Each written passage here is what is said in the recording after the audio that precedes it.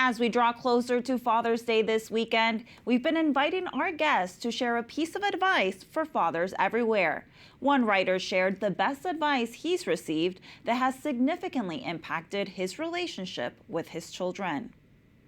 Christopher, as we await Father's Day, what's one piece of advice you would give to fathers out there?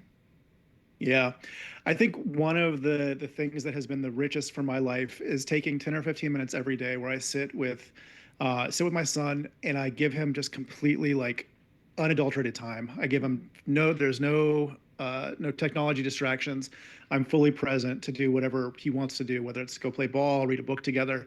And it's amazing actually what you can do and how you can see this just even shift their nervous system when you're just totally present with them and they know they have 100% of you to themselves. So that's one piece of advice I'd give.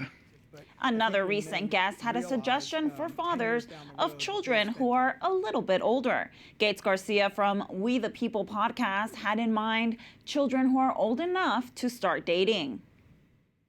So I got this advice when I became a father, and I'm now a father of 4. It's the most important thing in my world, other than maybe my faith and my marriage. But it's all tied and related. More is caught than taught, and what I mean by that is you can say things to your kids as many times as you want. You can try to enforce actions onto your kids as many times as you want. But what they will actually do are the things that you do. Your example is more important than your words. So your kids should see you pray. Your kids should see you make healthy decisions. Your kids should see you as a father love their mother and treat her with respect.